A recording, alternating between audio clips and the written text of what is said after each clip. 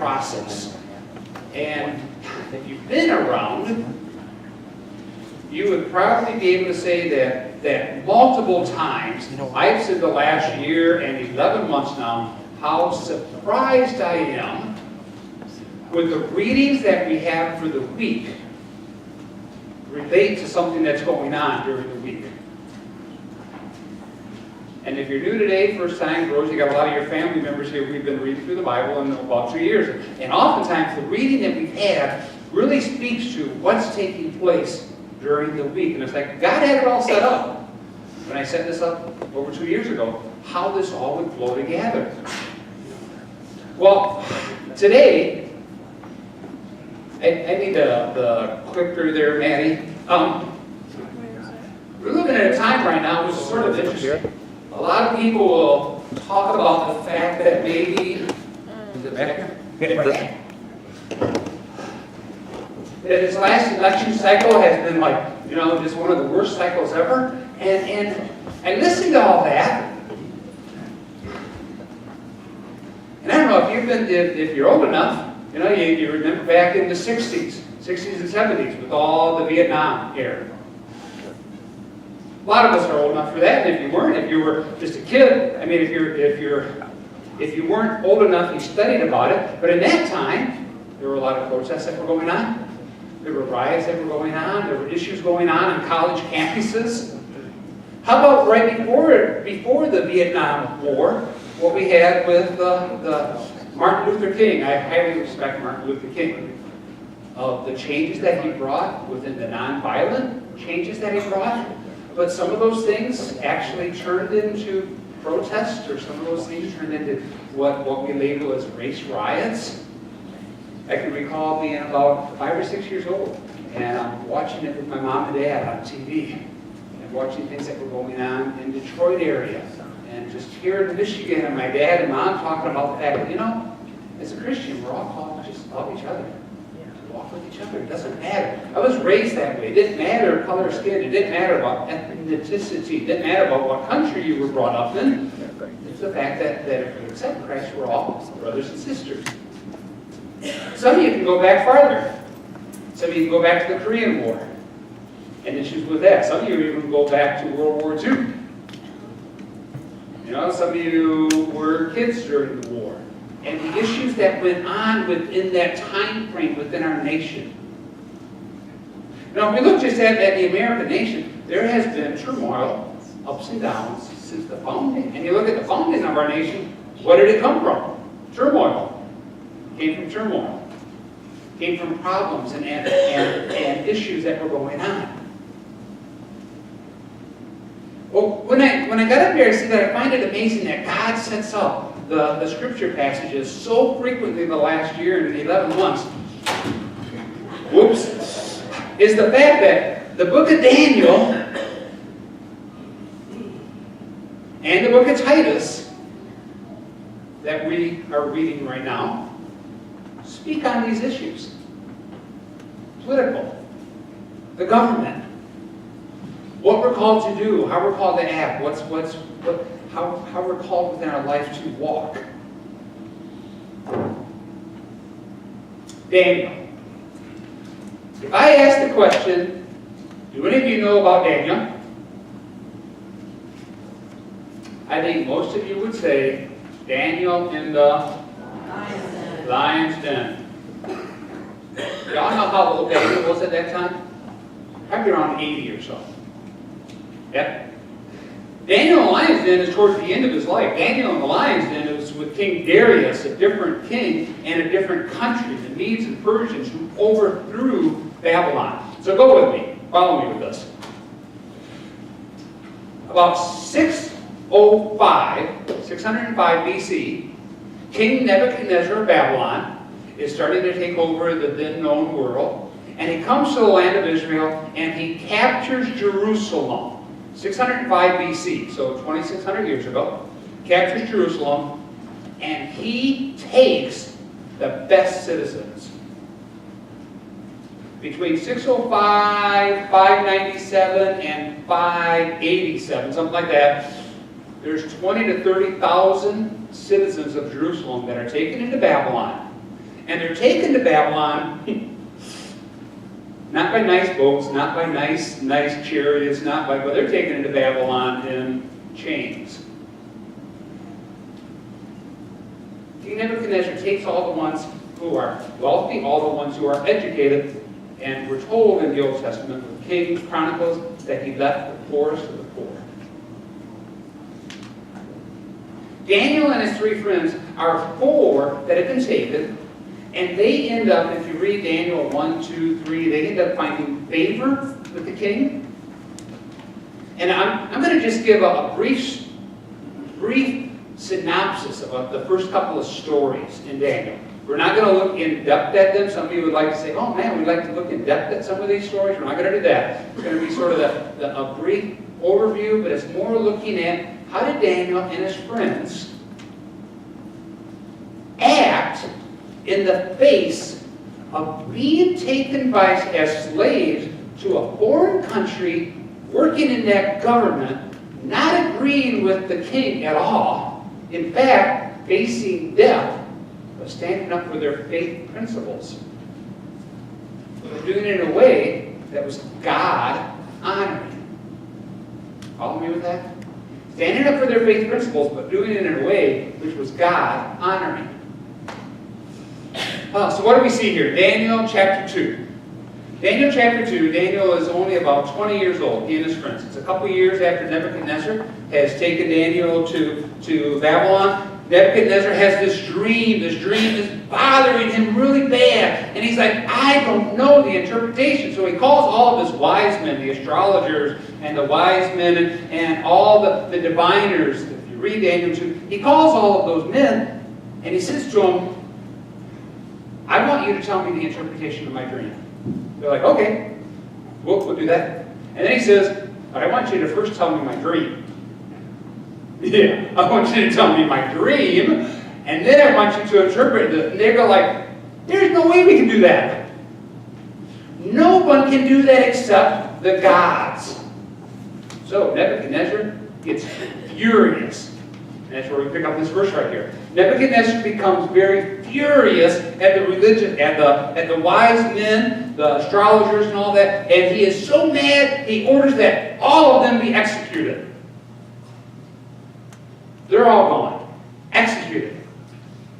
Well, thankfully, 2 years earlier, Nebuchadnezzar had ransacked Jerusalem, taken Daniel and his friends and others to Babylon, and Daniel, through wisdom and tact, goes into the king, and he says, wait, king.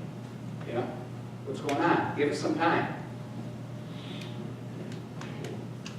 So the thing here, just within this part of the story, I want us to think about just very briefly is, faced with the edict of death from the king.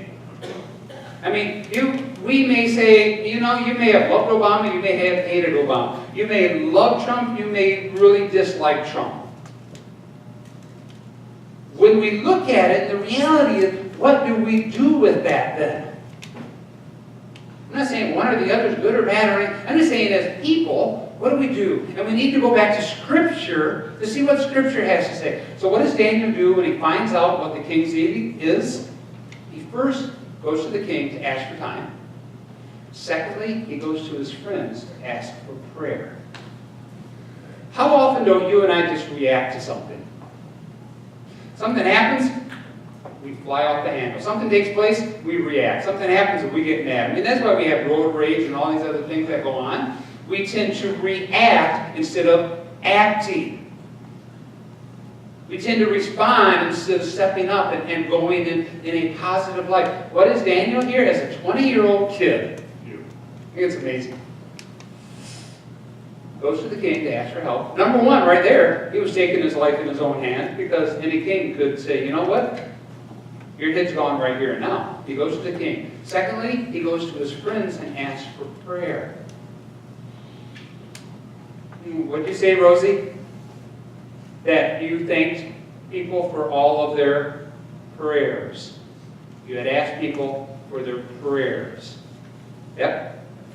We need the prayers of God people. Sometimes when people say to me, this is going on in our life, and but we really don't want anybody else to know about it, I often say, yeah, but don't you want God's people to be in prayer for you? Don't you want God's people to be lifting you up in prayer?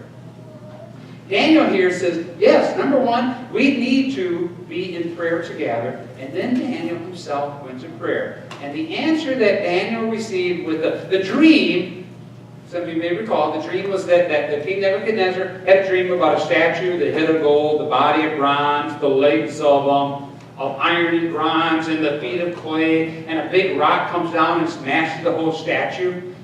God gives to Daniel the dream, but also the interpretation. We're not going to get into the whole dream, but the reality is the rock that comes down and smashes the whole idol is the rock of Jesus Christ. Christ is the rock that destroys any country, any philosophical or political. Jesus Christ, through His church, through the Holy Spirit, is greater than all. Get an amen on that one? Amen. Can I get an amen that you actually mean it? Amen. Okay, thank you. Okay, so Daniel then, when he has this, he actually says, and Matt read this for us to start off the worship service. Praise be to the name of God forever and ever. Wisdom and power are His. He changes the times and the seasons. As I read through this, don't just look at it and just follow along, but actually feel like you're Daniel, that you went to God in prayer and God's giving you an answer. And for all of us, haven't we had those answers in our life sometimes? Not to pick on you, Rosie. You're here this morning because of an answer to a lot of prayers. This could be your prayer too. This could be your praise. For a lot of us, prayerfully all of us, we could say, this could be our praise. So we say, praise be to the name of God forever and ever. Wisdom and power are His. He changes the times and the seasons. He sets up kings. He deposes the kings. We get so wigged out about things within our nation. God is the one who sets them up. God is the one who deposes them.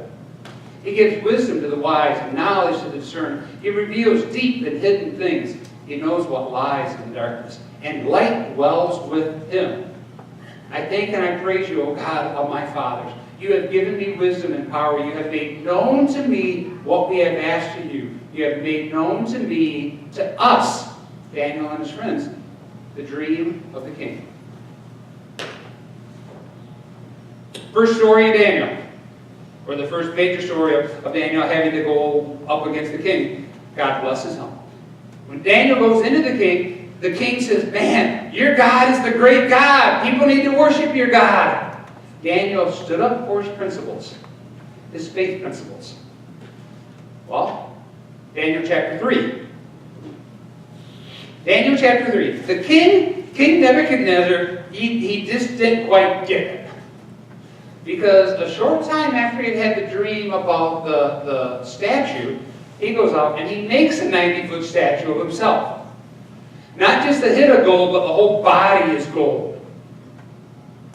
And he makes the statue. And he says, you know what? I want everybody to bow down to the statue to me. A certain time of the day, all the time you bow down because I am God. Like, come on, Nebuchadnezzar. Didn't Daniel and his friends just interpret the dream through Yahweh God? And you acknowledge that God is the God of gods? Nebuchadnezzar didn't get it. So they build the statue. Daniel, Shadrach, Meshach, and Abednego, the three friends, have been raised up in elevation within the foreign country to be leaders. They're foreigners and they're leaders in Babylon. And the people who have been raised up as leaders from their own country, they don't like these four. How many of us would like it like if, I don't know, if a Canadian, I don't mean that negative, if you're a Canadian, okay, maybe a different country, you know? Somebody from a different country comes and gets into our government, gets into the leadership. We say, whoa, wait, you're not American. Follow me with that? Shadrach, Meshach, and Abednego and Daniel were not part of that country. But Nebuchadnezzar raised them up. So they got people who are jealous of them. Homegrown people who are jealous. Those homegrown people go to the king and say, hey, king, everybody's bowing down except these three, Shadrach, Meshach, and Abednego. And what does the king do? The king is again furious. You know, Nebuchadnezzar needed to go through like a social class on anger management. That would have been good for him. He had a hard time with his anger management. Nebuchadnezzar became furious with rage. He summoned Shadrach, Meshach, and Abednego. And these men were brought before the king. And he said to them, "Is it true that you do not serve my gods or worship the image of the gold I have set up?" Remember, the statue in his dream was different metals. He makes one all of gold of himself. "And if you do not worship the statue," so says Nebuchadnezzar, "you will be thrown immediately into the blazing furnace. What God will be able to rescue you from my hand?" I love the fact we sing, "Our God is greater, our God is stronger, those are higher than any other." Jesus Christ is the King of Kings and the Lord of Lords. So how did Shadrach, Meshach, and Abednego respond? Did they go off and they put up a fuss? Did they put up a fight? Did they go out and what did they do? They went with the king. And they said to the king, "Oh, Nebuchadnezzar, we do not need to defend ourselves. We don't need to defend ourselves before you, King Nebuchadnezzar." Again, Shadrach, Meshach, and Abednego, it's thought, probably are just up in their early 20s because Nebuchadnezzar had the dream when they were about 20. Short time later, he builds the statue. They're just young men.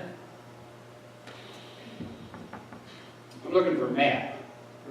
Oh, you're way back. They're like Matt, leading the praise band. They're just young men like Matt who are up in that leadership. But young men of faith. And they say to the king, "The God we serve is able to save us." Isn't that amazing? Nebuchadnezzar, the king who has deported them, the king who has ransacked Jerusalem, the king who has taken all of the gold, all of the goodies, all of the wealth from, that's okay, Rosie, I'd like to take a nap too sometimes. Just rest on Bob's arm, that's good. All of the wealth from Jerusalem. What do these three young men say to Nebuchadnezzar? God is able to save us. God is able to save us. God will rescue us from your hand, O king. King, you may think you're all powerful. We may sit back today and say, "Oh man, what's going on in America? What's going on in the last 8 years, the last 16 years, the last 32 years?" Whoever you are, we sit back and say, "Whoa, what's going on?" The reality is somebody else is in control. Thank you for that, amen. As a Christian, I am so glad for that. And we have a responsibility to step up and have action and share and to work within our lives. Yes, we are. But biblically, somebody else is in control. Shadrach, Meshach, and Abednego say to the greatest king of the world at that time, God is able to save us. He will rescue us from your hand, O king. You may think you got the upper hand, king, but you don't. God does. And the next part of this verse is a hard one for us. Because sometimes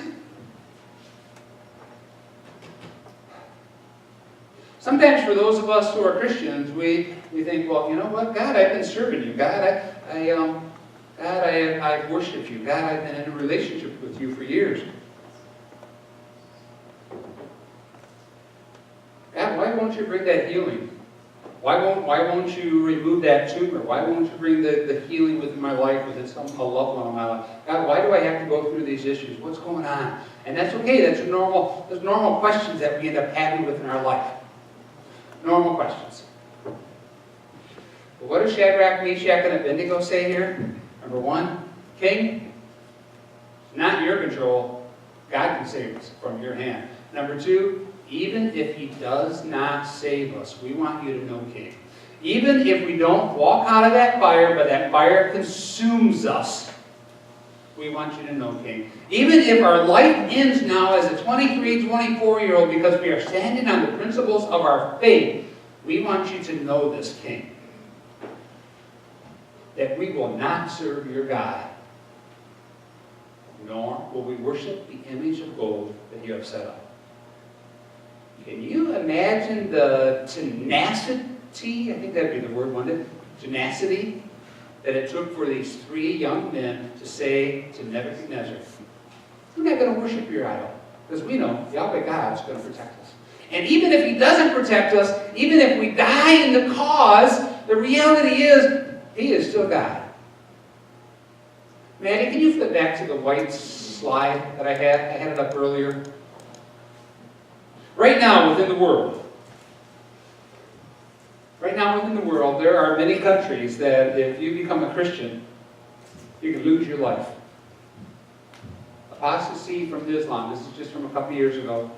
And within the countries that are red, there's the death penalty if you become a Christian. You know, if you were raised within the Islamic faith and you become a Christian, within these countries that are red, there is a death penalty. A lot of us know Akshin. He was concerned when he went back home. For years, he never put anything online. Now he's okay with it because he's gone back to his family overseas. If you're here with Rosie, he became a Christian, came over here, became a pastor, but family never knew it. Went back about a year ago, shared with his family. He didn't know if he was coming back. He honestly did not know. He had a lot of us praying for him. We have today within the world a lot of countries where to become a Christian it's death. A lot of countries where it is, you become a Christian, you're going to be in prison, loss of your child, loss of marriage. And then more countries that it is just totally a crime to convert to Christianity.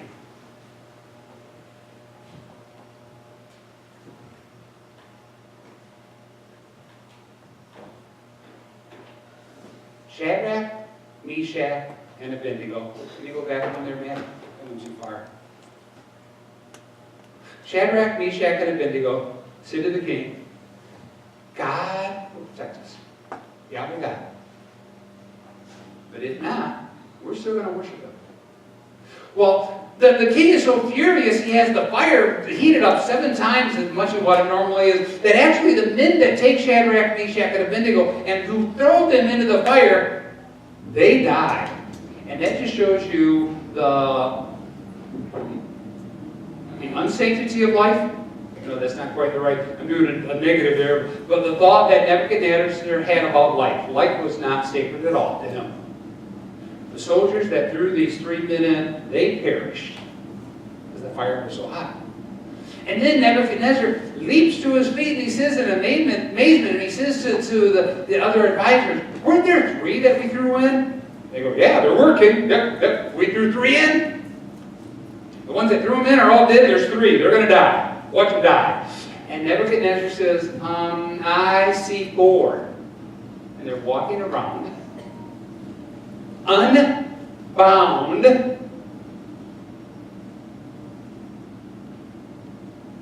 and unharmed. And the 4th looks like the son of the gods.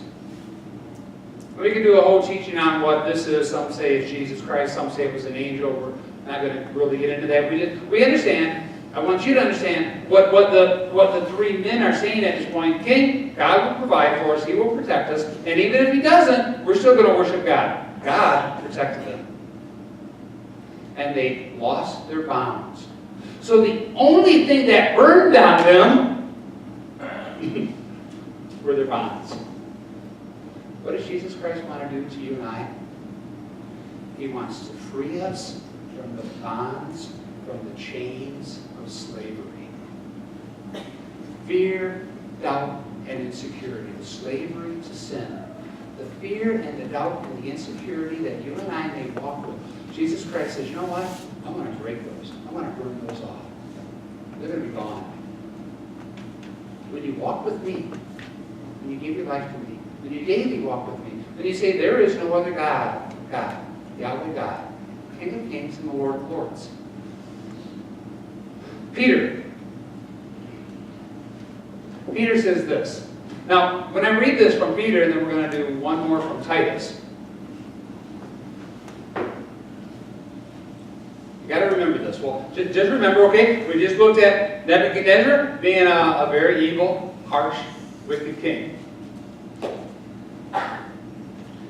Peter and Titus, Peter's one of the disciples. I mean, awesome that we did the song, brand new song this morning about being in the boat and with Peter. Peter one of the disciples, and then Titus, written by the Apostle Paul. My brain just went blank there. Who wrote Titus? It was the Apostle Paul. Are living during the time of Nero. It's thought these two books were written during the time of Nero. And what was Nero doing to Christians? Yeah, using them as torches on the Apronian way. I'm going to say that word wrong, but on the road. Using them in the Colosseums as sport.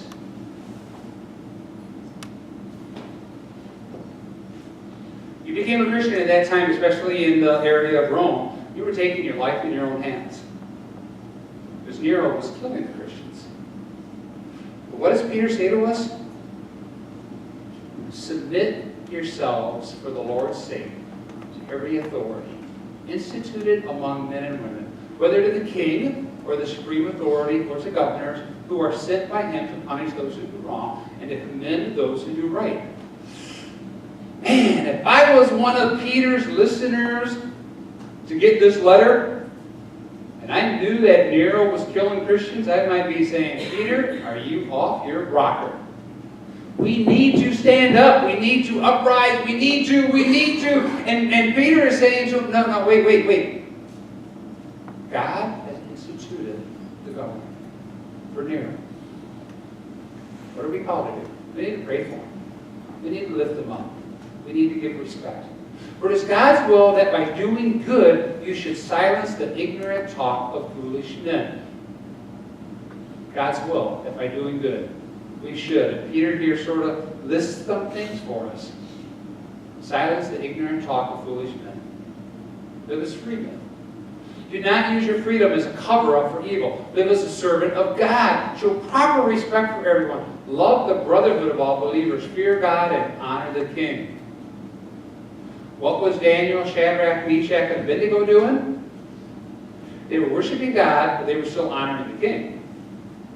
But when the king asked them to do something that was spiritually wrong, they stood on the principles of faith.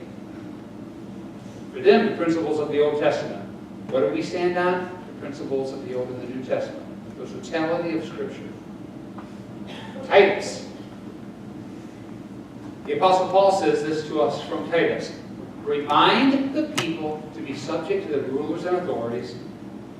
Okay, now I know some of you are going to walk out this morning and some of you are going to say, man, Pastor, we love that sermon, that teaching. Some of you are going to walk out and say, were you trying to convince us of one or the other? Are we? I'm not, I don't want you to think like that at all. I want you to just look and I don't care if Democrat, Republican, Independent, all that kind of stuff. I'm not saying any of that. You with me on that? Yeah, are you with me on that? I'm not saying vote one way or the other. I'm not saying that. I'm just saying, as God's children, if you have accepted Jesus Christ, this gets me a little hot right now. If we have accepted Jesus Christ in our life, how are we called to treat each other? How are we called to walk with each other? How are we called to love each other? Paul says through Titus, remind the people. So what am I doing this morning? I think honestly, what did God set up almost 2 years ago when we said we're going to do this series like this? Right now, and next week we're going to look at the last part of Daniel for a couple more stories of walking. What does Paul say to us? Remind the people to be subject to leaders and authorities, to be obedient, to be ready to do whatever is good, not just whatever.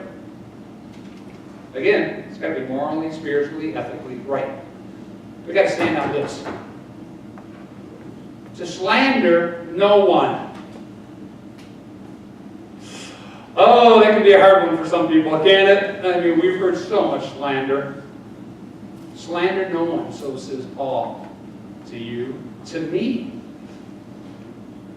Okay, and I hope next week it's like half the congregation is missing. I hope that doesn't happen again. This is Paul talking. It was Peter talking. Slander no one. Be peaceable and considerate, and show true humility to all people. That can be hard to do, can't it? It can be hard, amen. It can be really hard. But what did Daniel, Shadrach, and Meshach? Yeah, those people, those four, what did they do? They showed respect to the king, they showed the honor, and they held to the principles of faith. The reality is, it's not for you and I to look at somebody else, for me to say, oh, you, or you, or you, or... The reality is, I got to look at my own heart. Say, God, how am I walking with you?